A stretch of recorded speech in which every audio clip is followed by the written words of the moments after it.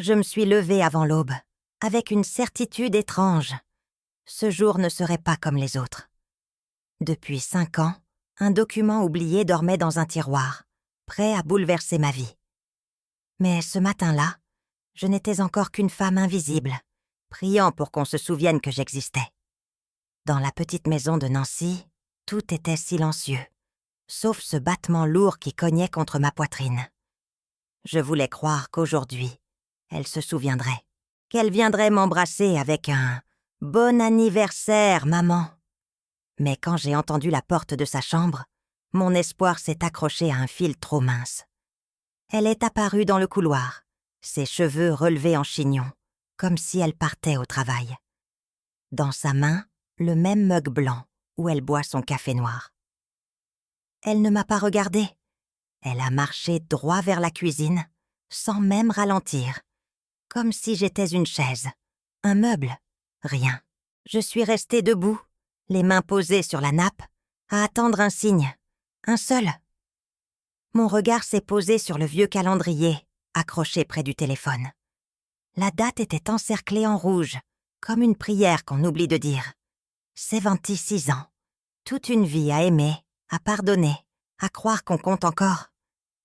Ce matin-là, j'ai compris qu'on peut devenir invisible, même pour son propre sang. J'ai senti quelque chose se fendre à l'intérieur, un endroit que je croyais solide. Elle a ouvert le placard, pris quelques biscottes et refermé la porte d'un geste sec. J'ai voulu dire quelque chose, demander si elle se souvenait, mais ma voix s'est cassée avant de franchir mes lèvres. Elle a soupiré, comme si ma simple présence l'épuisait. Je me suis sentie minuscule, déplacée dans cette maison qui portait encore le parfum de mon mari disparu. Quand elle est sortie de la cuisine, la tasse à la main, elle a effleuré mon épaule, sans un mot. Ce contact, plus froid qu'un courant d'air, m'a glacée jusqu'à l'os. Il était à peine 6 heures du matin, et déjà, je savais que ce jour serait celui où tout basculerait. Quand la porte s'est refermée derrière elle, j'ai pris une grande inspiration. J'ai senti mes mains trembler. Peut-être que je n'étais plus qu'un poids pour elle, mais je n'allais pas renoncer à me rappeler que j'existais encore. Dans le buffet, j'ai sorti la vieille nappe brodée par ma mère, celle qu'on n'utilisait que pour Noël ou les grandes occasions. Aujourd'hui, c'était mon anniversaire, même si personne ne voulait le voir. J'ai déposé chaque assiette avec soin, comme si chaque geste était une manière de dire « Je suis là, vous ne m'effacerez pas ». La porcelaine blanche, les verres à pied, les petites serviettes pliées en triangle. C'était peut-être ridicule, mais c'était ma façon de me raccrocher à quelque chose de plus grand que cette solitude. Chaque couvert brillait comme un petit acte de dignité. Le gâteau reposait sur le plan de travail. Un simple 4/4 au citron, la recette que mon Henri aimait tant. J'ai fermé les yeux en imaginant son sourire.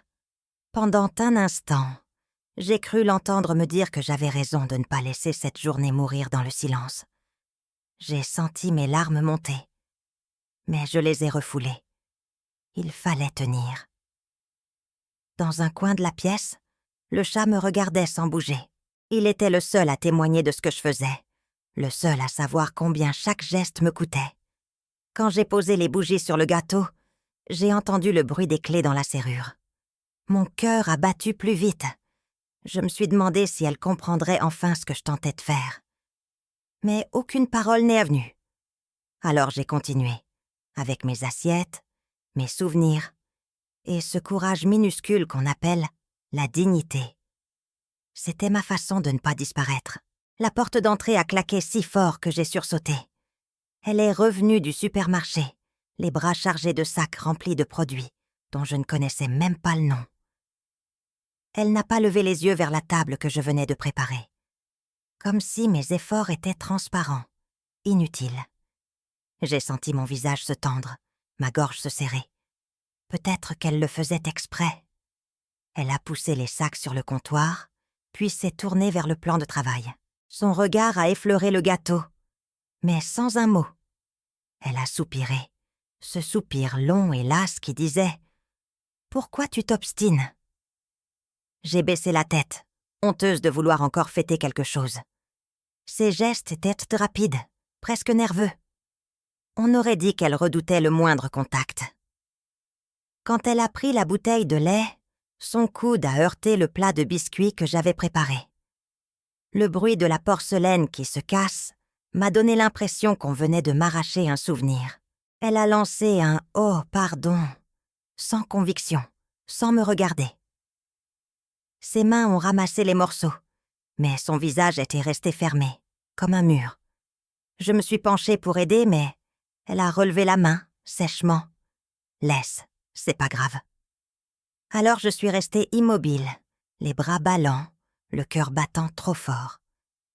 Dans ma tête, je revoyais Henri qui me disait qu'un jour, tout cela passerait. Mais ce jour-là, je n'en étais plus si sûre. Elle a continué à ranger ses courses, tournant le dos à la table dressée. Chaque emballage qu'elle posait résonnait comme une sentence. « Ta présence ne compte plus. » Je me suis demandé comment une fille pouvait devenir si étrangère. Et j'ai senti qu'un fil se rompait entre nous. Un fil qu'on ne recoue jamais. Quand la nuit est tombée, j'ai entendu le bruit des voitures qui se garaient devant la maison. Ils venaient tous pour marquer le coup, comme disait ma fille. Pas par affection, mais parce qu'il faut bien honorer les anniversaires, même quand on n'en a plus envie. Ma sœur Edith est entrée la première, son manteau encore sur les épaules, suivie de son mari et des 2 neveux, avec leur famille. Dans le couloir, ça parlait fort, mais aucun regard ne venait jusqu'à moi. La table semblait trop grande pour contenir tant de silence dissimulé derrière des phrases polies. Les enfants riaient, sans comprendre pourquoi les adultes parlaient si bas. Mon gendre Marc s'est assis en bout de table, l'air pressé de repartir. À côté de lui, son fils, Adrien, que je n'avais jamais vraiment considéré comme mon petit-fils. Il baissait les yeux quand je le regardais. Je me suis sentie comme une intruse dans ma propre maison. Les conversations tournaient en rond, les vacances, les promotions, la météo. Personne ne parlait du gâteau, ni de l'année de plus que je portais sur les épaules. Quand j'ai déposé les assiettes, Edith m'a jeté un regard qui disait tout. « On fait ça pour toi, alors sois reconnaissante. » J'ai forcé un sourire. Mais au fond, je savais que leur présence était un fardeau plus qu'un réconfort. Au milieu du repas, Marc, mon gendre, a levé la tête, la voix hésitante. « Vous ne pensez pas qu'il serait mieux qu'elle soit en maison de retraite pour avoir des soins et ne plus rester seule ?» Mon cœur s'est mis à battre si fort que j'ai cru qu'il allait s'arrêter. Je voulais répondre, dire que je n'avais pas besoin qu'on m'enferme pour exister. Mais je n'ai pas eu le temps. Ma fille a reposé sa tasse dans un bruit sec, comme un point final. Elle est juste un fardeau inutile. La phrase a traversé la table, glaçant chaque conversation. Même Edith a baissé les yeux. J'ai senti mes mains trembler sous la nappe, et j'ai compris qu'à cet instant, tout ce que j'avais supporté pendant 5 ans ne servait plus à rien. Pendant 1 seconde, j'ai cru que le silence allait s'étirer indéfiniment. Personne ne bougeait. Même les enfants, qui ne comprenaient pas tout, avaient cessé de rire. La voix de ma fille résonnait encore dans mes oreilles, plus cruelle que n'importe quelle insulte. Un fardeau inutile. C'était tout ce que je représentais, après 76 ans d'existence. Après avoir porté, nourri, consolé. J'ai voulu trouver un mot, une explication qui calmerait la honte qui me brûlait la peau. Mais ma gorge était sèche et mes yeux se brouillaient. J'ai senti le regard de ma sœur sur moi, mi-pitié, mi-soulagement de ne pas être à ma place. Adrien a détourné la tête, comme si cette scène le mettait mal à l'aise. Personne ne disait rien. Peut-être qu'ils étaient tous d'accord avec elle. J'ai posé mes mains à plat sur la nappe pour ne pas vaciller. Mon cœur battait trop vite. J'ai pensé à Henri, à toutes ces années passées ensemble, à sa voix qui me murmurait que je valais plus que ça. Mais il n'était plus là pour me défendre. Il ne restait que moi, face à leur indifférence polie. Et cette phrase qui résonnait encore, comme une sentence gravée à jamais. La conversation a repris peu à peu, comme si rien ne s'était passé. Il parlait à plus bas, cherchant à éviter mon regard. J'ai rassemblé les miettes du gâteau, les doigts glacés. Chaque geste me coûtait un effort immense. Je me suis demandé si c'était ça, la vieillesse. Devenir un décor qu'on tolère par habitude. Quand la table a enfin été vide, j'ai pris une grande respiration. Il ne restait plus rien à dire. Ni excuse, ni tendresse. Juste le vide. Ce soir-là, j'ai compris que j'avais perdu 5 ans, à croire qu'on pouvait encore m'aimer. Et qu'il me faudrait un courage que je ne savais pas posséder pour me relever. Je me rappelle parfaitement du soir où elle est entrée dans la cuisine, le dossier de papier sous le bras. « Maman, on a pris une décision. Marc et Adrien vont venir vivre ici avec nous. Comme ça, tu ne seras plus seule. » Sa voix était douce, presque compatissante. Je me suis sentie partagée entre le soulagement et un étrange malaise. Après tout, c'était ma maison, celle que j'avais construite avec Henri. Et maintenant, elle allait devenir la leur aussi. Elle a expliqué que ce serait temporaire, juste le temps de se retourner, que cela me ferait du bien d'avoir de la compagnie. J'ai hoché la tête, sans oser dire que j'aurais préféré garder le silence de mon veuvage plutôt que ce mélange d'étrangeté. Dans son regard, j'ai cru voir une décision déjà prise depuis longtemps. Mon avis ne comptait pas vraiment. Au début, j'ai essayé de me convaincre que ce serait mieux. La maison ne serait plus vide. Il y aurait des voix, des rires, un peu de vie. Mais très vite, j'ai compris qu'il y avait une différence entre ne pas être seul et ne plus être chez soi. Chaque carton qu'ils apportaient semblait rogner un peu plus mon espace. Chaque meuble déplacé effaçait un souvenir. Quand je parlais de Henri, ma fille détournait la conversation. Quand je proposais d'aider à préparer le repas, elle me disait de me reposer, comme si je n'étais déjà plus capable de rien. Peu à peu, j'ai senti que je n'étais plus la maîtresse de cette maison, mais une vieille locataire qu'on tolère. La promesse qu'elle m'avait faite, que je me sentirais moins seule, sonnait maintenant comme une moquerie. Le soir, je restais longtemps assise dans la cuisine vide, après qu'il soit monté se coucher. Je posais ma main sur la table, là où Henri posait toujours la sienne. Et je me demandais quand exactement j'avais perdu le droit de décider qui pouvait vivre sous ce toit. Peut-être le jour où j'ai laissé entrer leur vie dans la mienne, sans oser dire non. Au début, je pensais que ce serait provisoire, juste quelques semaines, le temps qu'ils trouvent là leur appartement. Mais les mois ont passé, et chaque coin de la maison s'est transformé. Mes nappes ont disparu des placards. Les vieilles photos que j'aimais garder sur le buffet ont été rangées pour faire de la place. Même l'armoire d'Henri a fini par céder la place aux chemises de Marc. Je me surprenais parfois à chercher mes affaires, à ouvrir un tiroir et ne plus rien reconnaître. Leur odeur avait remplacé celle de mes souvenirs. Les rires d'Adrien résonnaient jusque dans ma chambre, comme un rappel constant que je n'avais plus de refuge. Parfois, je fermais la porte, juste pour sentir que j'existais encore quelque part. La salle de bain est devenue un territoire hostile. Le matin, quand j'y entrais, je trouvais les serviettes humides, les affaires de toilette qui envahissaient le lavabo. Si je restais trop longtemps, ma fille frappait doucement, mais avec cette impatience polie qui signifiait « Dépêche-toi ». Alors je sortais, honteuse, le cœur serré. Le pire, c'était le salon, là où Henri et moi passions nos soirées. Maintenant, c'était la salle commune, pleine de bruit, de jeux vidéo, d'éclats de voix. Quand je m'asseyais dans mon vieux fauteuil, Adrien soupirait ostensiblement, comme si je prenais une place qui ne m'appartenait plus. Je finissais toujours par me lever et retourner dans ma chambre. Un soir, j'ai compris que je n'avais plus que ces 4 murs pour me sentir chez moi. Le reste leur appartenait déjà. Je me suis demandé combien de temps il faudrait avant qu'on me propose gentiment de quitter la maison. Et pour la première fois, j'ai eu peur de devenir vraiment une étrangère entre ces murs. Avec le temps, Les reproches ont commencé à se glisser dans les phrases, comme des échardes cachées dans le coton. « Tu devrais comprendre que tu n'as plus 20 ans », disait ma fille en rangeant la vaisselle. Elle me le disait avec ce sourire forcé qui me faisait plus mal qu'un cri. Marc ajoutait parfois, la voix tranquille.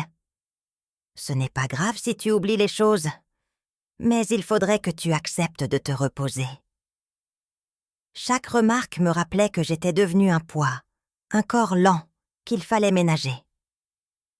Adrien, lui, ne prenait même pas la peine de masquer son agacement. Quand je laissais la lumière allumée, il soupirait bruyamment. On paye déjà assez de factures. Une fois, il a murmuré à sa mère que je n'étais plus capable de gérer quoi que ce soit. Je l'ai entendu depuis ma chambre, et j'ai senti mon visage brûler de honte. Un jour, j'ai voulu préparer un gratin dauphinois, comme je le faisais pour Henri. Ma fille est arrivée derrière moi, a pris le plat de mes mains et a dit « Non, laisse, tu vas te fatiguer pour rien. » Ce rien m'a planté un couteau dans le ventre. J'ai reculé, le regard flou, et je suis allée m'asseoir dans le couloir. J'ai compris qu'on venait de m'enlever même le droit de faire plaisir. Les conseils étaient toujours enveloppés de bonne conscience. C'est pour ton bien, tu sais. On ne veut pas que tu te fasses mal. Mais derrière ces phrases, je sentais qu'ils auraient préféré que je disparaisse dans un silence poli. Chaque soir, je m'endormais avec la peur qu'un jour, ils trouvent une raison de me faire partir. Quand je fermais les yeux, je revoyais Henri qui me prenait la main et disait que j'étais forte. Mais sa voix s'éloignait de plus en plus, et je me demandais si un jour, je finirais par croire ce qu'il disait, que je ne servais plus à rien. Le plus difficile, ce n'était pas les reproches, ni les regards. C'était cette peur muette qui s'installait dans chaque geste. La peur de faire trop de bruit, de prendre trop de place, de rappeler que j'étais encore là. Après 20 heures, je n'osais plus allumer la télévision. Même le son des infos me paraissait déplacé. J'écoutais le silence, le cœur serré, jusqu'à ce que le sommeil me prenne par lassitude. Un soir, j'ai laissé tomber une cuillère dans l'évier. Juste un bruit sec, rien de plus. Mais ma fille est arrivée aussitôt, les bras croisés. « Tu pourrais faire attention. » Sa voix était calme, mais je savais qu'elle bouillonnait de fatigue et d'agacement. J'ai baissé les yeux. À cet instant, je me suis sentie plus vieille que jamais. Le matin, je sortais de ma chambre sur la pointe des pieds, comme une intruse dans ma propre maison. Je marchais lentement, pour ne pas réveiller Marc qui dormait encore sur le canapé. Parfois, il ouvrait un œil et soupirait, comme si ma simple présence le fatiguait. Alors je retournais m'enfermer dans ma chambre, le cœur lourd. Même quand je voulais téléphoner à Edith, je n'osais pas composer le numéro. Et si ma voix dérangeait? Et si on entendait que je pleurais? Peu à peu, j'ai appris à me taire, à m'effacer. Chaque jour, je devenais un peu plus petite, comme si le temps me réduisait en poussière. Un matin, je me suis surprise à prier pour qu'on ne me demande rien. Ni un service, ni une conversation. Juste la paix de passer inaperçue. À ce moment-là, j'ai compris qu'on ne devient pas inutile d'un coup. On le devient morceau par morceau, jusqu'à disparaître des regards. Chaque matin, je me réveillais avec cette pensée collée au fond de la gorge. Je ne suis plus libre, ni de partir, ni de rester. La maison qui m'avait abritée pendant 40 ans était devenue une cage aux murs trop familiers. Je marchais de la cuisine à ma chambre comme un fantôme, attaché à ses habitudes. Il n'y avait plus de place pour moi, mais je n'avais nulle part où aller. Certains jours, je m'asseyais près de la fenêtre, le regard perdu sur le jardin. Je rêvais de prendre une valise, de partir sans prévenir. Mais partir où? Qui voudrait d'une vieille femme qu'on appelle un fardeau? Alors je restais là, immobile, à attendre un signe, un mot, quelque chose qui dirait que je comptais encore. Mais rien ne venait jamais. Quand je sortais dans la rue, je sentais le vent sur mon visage Et je me disais que dehors, au moins, personne ne savait que je dérangeais. Mais dès que je revenais, le poids revenait avec moi. Le poids des silences, des regards, des soupirs. Chaque porte fermée derrière moi ressemblait à une serrure qu'on tournait. Une nuit, je me suis levée sans allumer la lumière. J'ai marché jusqu'au couloir, pieds là, sur le carrelage froid. J'ai posé la main sur la poignée de la porte d'entrée. Mon cœur battait si fort que j'ai cru qu'il allait exploser. Mais je n'ai pas eu le courage de l'ouvrir. J'ai compris qu'on peut être prisonnière, même sans cadenas. Il suffit de ne plus se croire digne de liberté. Quand je suis retournée me coucher, je me suis promis qu'un jour, je trouverais la force de dire non, de reprendre ma place. Mais cette nuit-là, je n'étais pas encore prête. Alors j'ai fermé les yeux et j'ai prié Dieu de ne pas m'oublier, même si tout le monde l'avait déjà fait. Cette nuit-là, après le dîner, je suis restée seule dans la salle à manger. Les assiettes sales s'empilaient, mais je n'avais plus la force de les laver. Le silence me paraissait plus lourd que tous leurs reproches. J'ai regardé autour de moi, cette pièce où Henri et moi rions autrefois, et j'ai eu l'impression de me trouver dans une maison inconnue. Tout avait changé, même l'air que je respirais. Les murs semblaient me renvoyer mon propre reflet. Une vieille femme dont personne ne voulait plus. La table était encore couverte de miettes et de verres abandonnés, comme un champ de bataille qu'on avait déserté. J'ai posé ma main sur le dossier d'une chaise pour ne pas tomber. J'avais le vertige de ne plus savoir où je vivais vraiment. J'ai fermé les yeux et j'ai entendu la voix de ma fille. Encore. Un fardeau inutile. Ces mots tournaient en rond dans ma tête, comme un poison. J'ai compris que je n'avais plus rien à attendre d'eux. Ni reconnaissance, ni tendresse. Seulement ce quotidien froid où je n'étais qu'un poids. Dans un coin du salon, le vieux fauteuil d'Henri était toujours là. Personne ne s'y asseyait, comme si sa mémoire dérangeait. Je me suis approchée et j'ai effleuré le tissu râpé.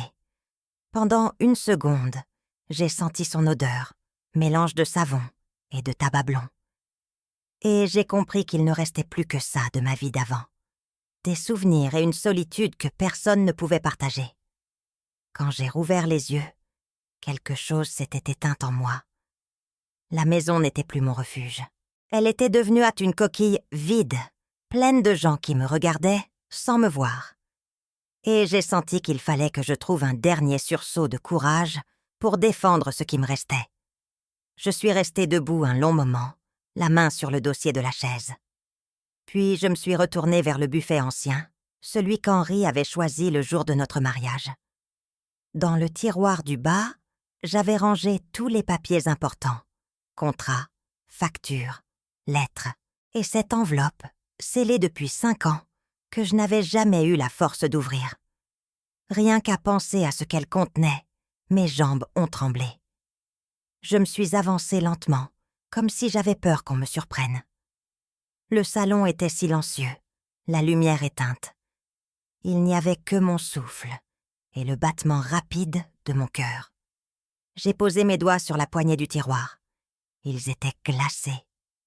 Pendant une seconde, j'ai cru que je n'aurais pas le courage de l'ouvrir. Je repensais à Henri, à sa voix grave qui me disait toujours « Ne laisse jamais personne décider à ta place ». Peut-être qu'il savait déjà qu'un jour, il me faudrait puiser dans une force que je n'imaginais pas avoir. J'ai fermé les yeux. Et d'un geste brusque, j'ai tiré le tiroir. L'enveloppe était là, sous un vieux foulard bleu. Jaunie par le temps, lourde de ce qu'elle contenait.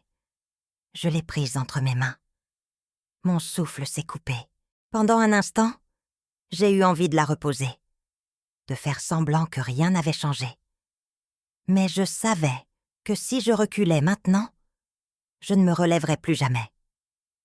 Alors je me suis assise, le dos droit, et j'ai posé l'enveloppe sur mes genoux. Mes mains tremblaient. Dans le silence, j'ai senti que quelque chose venait de se déplacer en moi. Ce n'était plus seulement de la tristesse, c'était une colère tranquille, une certitude que le moment était venu de ne plus subir. Je fixais l'enveloppe posée sur mes genoux comme si elle pouvait me brûler. 5 ans. 5 longues années à faire semblant qu'elle n'existait pas. Au fond, je savais que ces papiers pouvaient tout changer, mais j'avais trop peur de ce qu'ils diraient. Si Henri m'avait laissé moins que je croyais? Si je n'étais vraiment qu'une invitée tolérée dans cette maison? Mes doigts cherchaient à l'ouverture, mais j'hésitais. Dans le couloir, j'entendais les pas d'Adrien qui montait se coucher. Chaque bruit me rappelait que demain, rien ne changerait si je ne faisais rien. Alors j'ai pris une grande respiration et j'ai déchiré le bord de l'enveloppe d'un geste sec. Mon cœur battait si fort qu'il couvrait tous les autres sons. Le papier notarié était épais, jauni. J'ai lu la première ligne, les lettres dansaient devant mes yeux. Testament de Monsieur Henri Delaunay. Ma gorge s'est serrée. Lentement, j'ai poursuivi la lecture, chaque phrase pesant comme une pierre sur ma poitrine. Et puis, je suis arrivée à celle qui allait tout renverser. Je laisse la pleine jouissance de notre maison et de ses biens à ma femme, Madeleine, jusqu'à son dernier jour. Mes mains tremblaient. J'ai relu 3 fois pour être certaine de ne pas me tromper. Toute cette douleur, tous ces sacrifices, pour rien. Cette maison était encore la mienne. Je n'étais pas une invitée. J'étais chez moi. Les larmes ont commencé à couler sans que je puisse les retenir. Ce n'était pas seulement de la tristesse, c'était une délivrance. Comme si Henri venait, après tout ce temps, me rappeler que je n'étais pas un fardeau. J'étais la mémoire vivante de cette maison. Et je n'avais plus à demander la permission d'y exister. Je relisais ces lignes encore et encore, comme on relit une prière oubliée. Pleine jouissance, jusqu'à son dernier jour. Ces mots étaient cités plus qu'un testament. C'était la main d'Henri posée sur mon épaule, comme pour me dire que je n'avais pas à baisser les yeux. J'ai essuyé mes larmes d'un revers tremblant. Mon cœur battait toujours trop fort, mais c'était un battement neuf, plus solide. Dans le silence, j'ai entendu ma propre voix murmurant ces phrases à mi-voix, pour m'en imprégner. Chaque syllabe effaçait un peu la honte qu'il m'avait sans fait avaler. Pendant 5 ans, j'avais vécu comme une invitée dans ma propre vie. Ce document, jauni, venait me rappeler que je n'avais rien à prouver, que cette maison portait encore mon nom. Je me suis levée lentement, le papier serré contre ma poitrine. Le couloir paraissait plus petit, plus sombre, mais je n'avais plus peur. Je savais qu'au matin, il faudrait affronter leurs regards, leurs protestations, peut-être même leurs mensonges. Mais pour la première fois depuis longtemps, j'étais prête. Je me suis avancée jusqu'au vieux fauteuil d'Henri et j'y ai posé la main. « Merci », ai-je murmuré. C'était un merci pour lui, pour moi, pour cette part de dignité qu'on n'avait pas réussi à m'arracher. Dans la pénombre, j'ai senti une paix étrange m'envahir. Quand je suis allée me coucher, j'ai gardé l'enveloppe contre moi, comme un talisman. Je savais que le lendemain, plus rien ne serait pareil, et qu'enfin, j'aurais le courage de reprendre ma place. Je n'ai pas beaucoup dormi cette nuit-là. Allongée dans le noir, je sentais l'enveloppe contre mon cœur comme une braise encore chaude. Chaque fois que je fermais les yeux, je revoyais le visage de ma fille, son air lassé, le mot fardeau qu'elle avait jeté devant tout le monde. Et je comprenais que, si je ne faisais rien, ce mot finirait par devenir ma seule identité. Vers 4 heures du matin, je me suis assise sur le bord du lit. Mes mains tremblaient, mais je n'avais plus envie de fuir. Assez de silence, assez de honte. Je méritais de vivre ici sans m'excuser. J'ai pensé à Henri, à la promesse qu'on s'était faite de protéger ce qu'on avait bâti ensemble. Et j'ai su qu'il m'aurait dit de ne pas me laisser voler ce qui me restait. Je me suis levée, j'ai allumé la petite lampe et j'ai relu une dernière fois le testament. Les mots me semblaient plus clairs que jamais. Pleine jouissance, jusqu'à son dernier jour. C'était tout ce qu'il me fallait, une certitude qui valait plus que toutes leurs opinions. Quand l'aube a commencé à éclairer la cuisine, J'ai préparé une tasse de café. Mes gestes étaient calmes, presque solennels. Aujourd'hui, j'allais leur dire.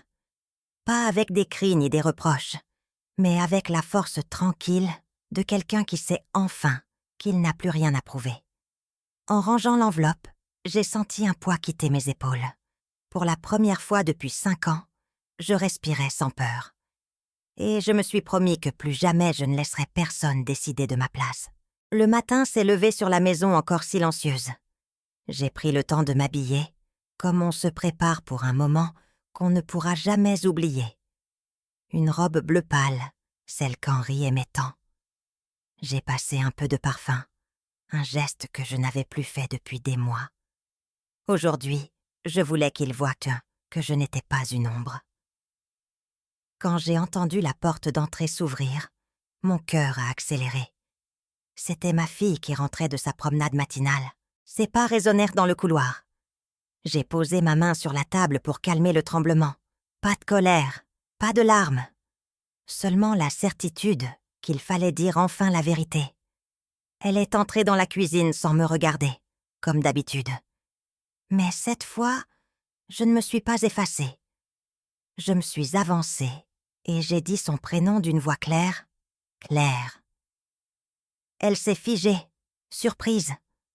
C'était peut-être la première fois depuis longtemps que je l'appelais sans hésiter. Elle s'est retournée, les sourcils froncés. « Qu'est-ce qu'il y a ?» J'ai inspiré profondément. J'ai senti la présence d'Henri derrière moi, comme un appui invisible. Alors je l'ai regardé droit dans les yeux. « Il faut qu'on parle, maintenant. » Elle a posé le verre sur le plan de travail, agacée. « J'ai pas le temps, maman. » Mais moi, j'en avais assez d'attendre. Aujourd'hui, c'était mon moment. Et je savais qu'après, plus rien ne serait jamais comme avant. Elle a croisé les bras, déjà prête à se défendre contre je ne sais quel reproche. Mais je n'avais plus envie de disputes inutiles. J'ai ouvert mon sac à main, posé sur la chaise à côté de moi, et j'en ai sorti l'enveloppe. Je l'ai déposée doucement au milieu de la table. Le papier a glissé sur la nappe comme une lame silencieuse.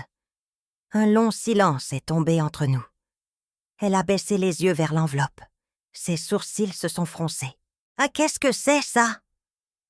Sa voix se voulait dure, mais je sentais un tremblement qu'elle essayait de cacher. Moi, je n'ai pas reculé. J'ai pris une inspiration et je lui ai dit simplement « Lis ». Elle a ouvert le rabat, un peu trop vite. Ses doigts tournaient dans les pages, cherchant sans doute une faille, une façon de nier. Mais il n'y avait rien à contester. Chaque ligne était claire, écrite noir sur blanc, avec le cachet du notaire. Je n'ai rien dit. Je voulais qu'elle prenne le temps de comprendre. Quand elle est arrivée à la phrase essentielle, j'ai vu son visage se fermer. Ses lèvres ont blêmi.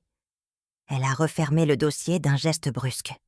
Et alors, elle a murmuré ça comme un défi.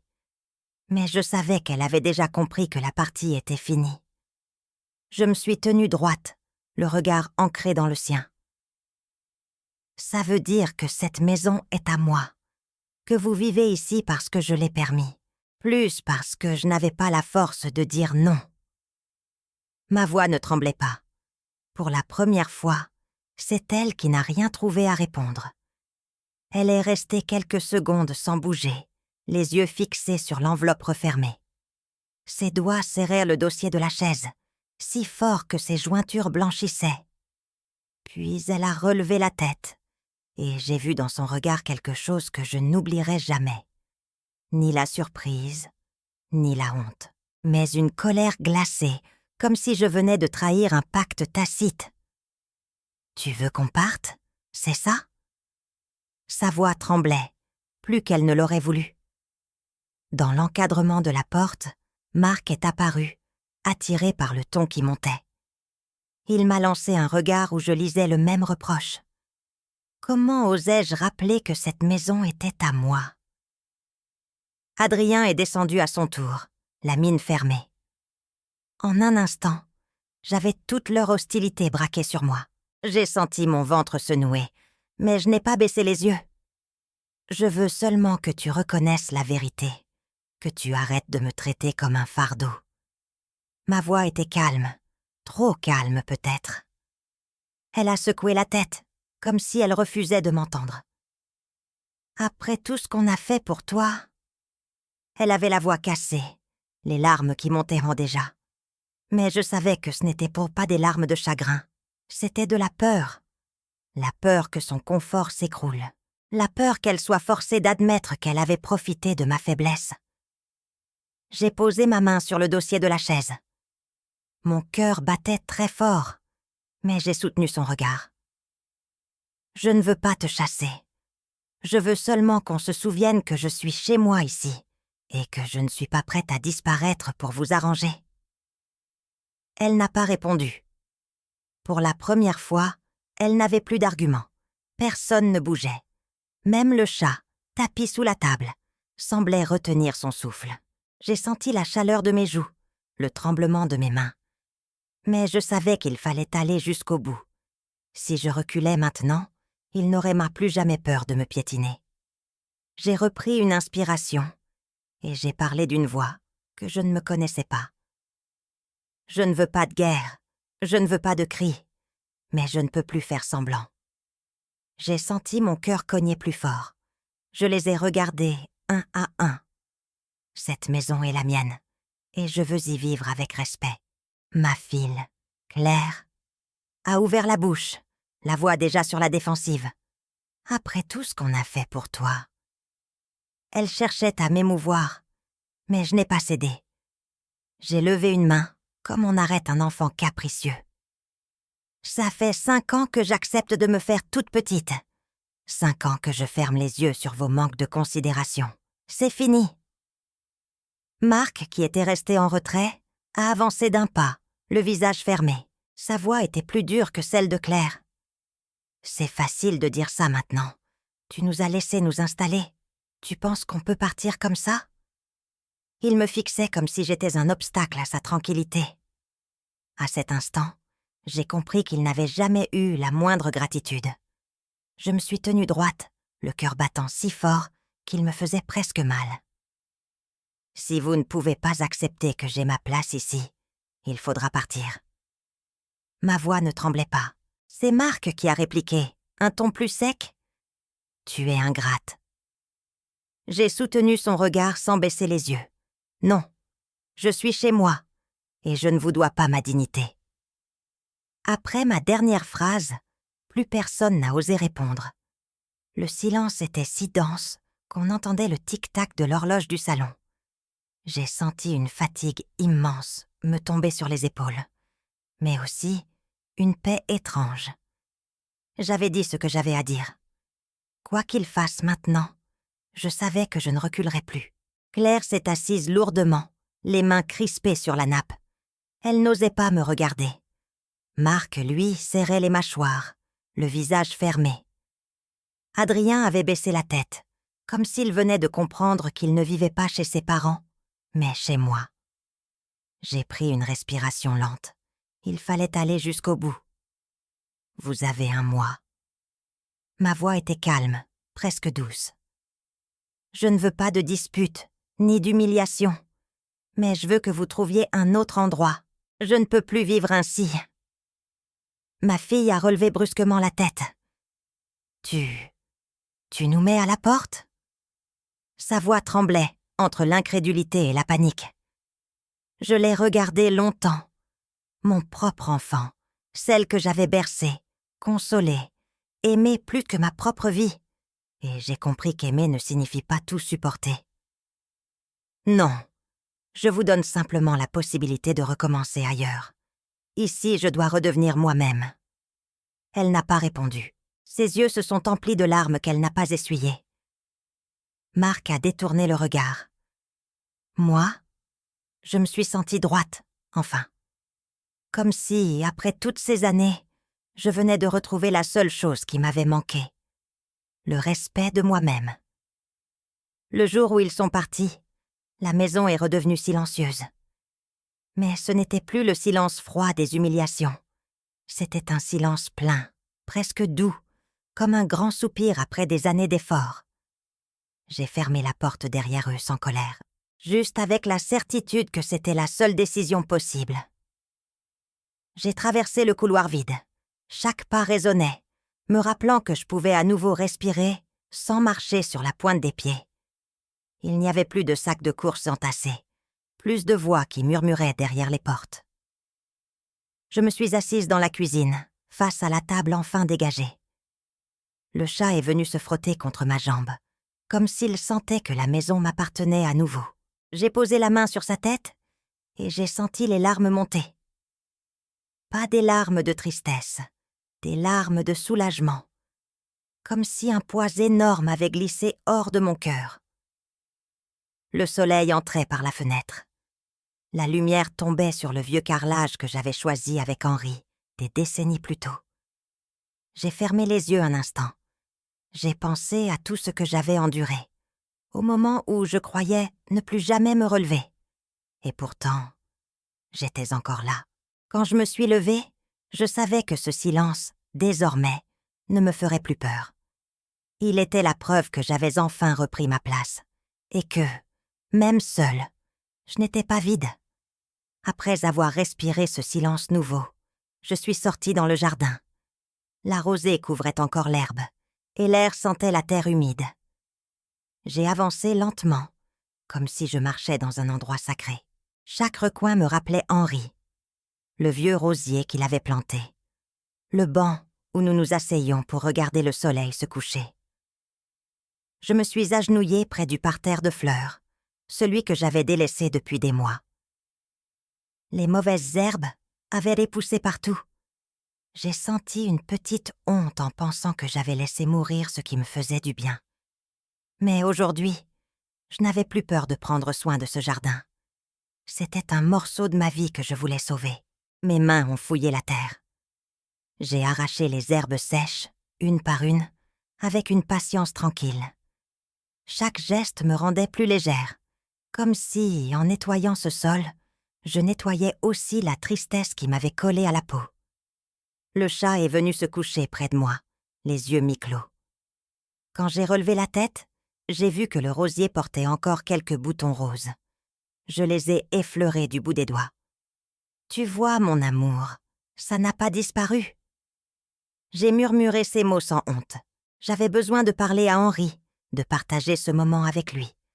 Quand je suis rentrée dans la maison, mes mains étaient sales, mais mon cœur était en paix. Pour la première fois depuis des années, j'avais l'impression de redevenir la gardienne de ce lieu. Et je savais que je ne laisserais plus personne me voler ce droit. Quand je suis rentrée, j'ai senti que quelque chose me manquait encore. J'ai traversé le couloir jusqu'à la petite pièce, où je gardais les affaires d'Henri. Pendant des années, je n'osais pas y entrer. C'était trop douloureux de toucher ses souvenirs quand j'avais l'impression de devenir invisible.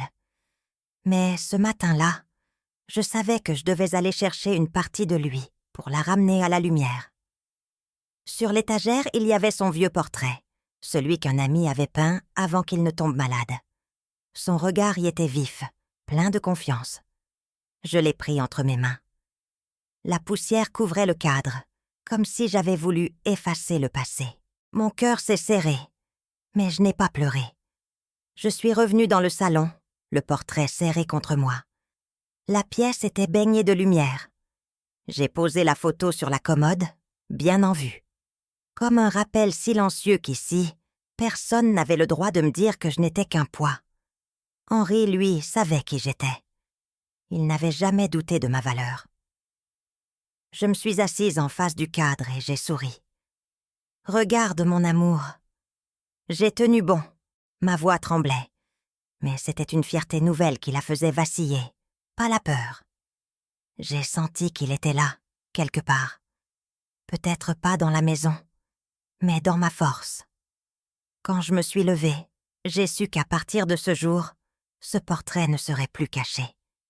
Il resterait là, témoin de tout ce que nous avions construit ensemble, et de la femme que je n'avais jamais cessé d'être. Je suis restée là, debout dans le salon, à regarder ce portrait baigné de soleil. Un flot de souvenirs m'a envahi. Les rires, les fêtes simples, les soirs d'hiver à deux sous un plaid. J'ai compris que, malgré la douleur de ces dernières années, j'avais eu une vie pleine, et qu'aujourd'hui, il était temps de dire merci. J'ai fermé les yeux, et dans le silence, j'ai murmuré « Merci, mon Dieu, de m'avoir donné tout ça. Merci de m'avoir gardé debout quand j'aurais pu tomber. » Ce n'était pas un merci triste, c'était un merci qui venait du fond de l'âme, un merci de paix. J'ai senti mes épaules se relâcher, comme si un fardeau invisible me quittait enfin. Le passé m'avait sauvée. Les souvenirs n'étaient pas des chaînes. Ils étaient mon refuge. Chaque pièce de la maison en portait la trace. Chaque carreau, chaque meuble, chaque fissure du mur racontait un peu de notre histoire. Et aujourd'hui, j'étais prête à l'aimer de nouveau, sans amertume. J'ai regardé par la fenêtre. Le jardin brillait sous la lumière du matin. Même le chant des oiseaux me paraissait plus clair, plus vrai. Je me suis dit que j'avais encore de belles journées devant moi, même seule, parce que j'étais libre à nouveau. Et dans cette gratitude, j'ai trouvé une force que je croyais perdue. La force de me regarder sans honte. La force d'être fière de tout ce que j'avais été et de tout ce que j'étais encore. Quand je me suis assise dans le vieux fauteuil d'Henri, j'ai senti que tout était à sa place. Il n'y avait plus de voix qui jugeait, plus de regards qui me réduisaient à un poids. Juste le silence, et moi au milieu, enfin, entière. J'ai posé les mains sur la coudoir, le cœur calme. Pour la première fois depuis des années, je n'avais plus peur du lendemain. Je me suis dit que je n'étais pas un fardeau. Je n'avais jamais été un fardeau. J'étais la mémoire de cette maison, la gardienne de chaque instant de bonheur qui avait vécu ici. Même si d'autres avaient voulu m'effacer, rien ne pouvait changer cela. Dans ce fauteuil, je me sentais plus vivante qu'à aucun autre moment de ces 5 dernières années. J'ai compris que la dignité ne dépend pas des autres, qu'elle vit dans le cœur de ceux qui refusent d'oublier qui ils sont. Et ce jour-là, je n'avais plus rien à prouver à personne. Le soleil entrait doucement par la fenêtre, réchauffant mes mains. J'ai fermé les yeux et j'ai souri. Tout ce que j'avais traversé m'avait mené ici, à cette certitude tranquille. Celle qu'on peut perdre beaucoup, mais qu'on ne perd jamais complètement si on reste fidèle à soi-même. Et dans ce sourire, j'ai su que je pouvais encore aimer, encore espérer, que ma vie n'était pas finie. Elle venait simplement de changer de saison. Je ne sais pas si tout arrive pour une raison, mais je crois qu'il y a toujours un moment où l'on peut dire « assez », où l'on peut redevenir soi-même, même après avoir été réduit au silence. Peut-être que la vieillesse n'est pas une fin, mais un retour à l'essentiel. Si cette histoire vous a touché, si vous aussi vous portez des souvenirs qui pèsent lourd, souvenez-vous que personne n'a le droit de décider de votre valeur. Et vous, croyez-vous qu'on peut renaître même après avoir été brisé? Laissez un mot pour cette grand-mère courageuse.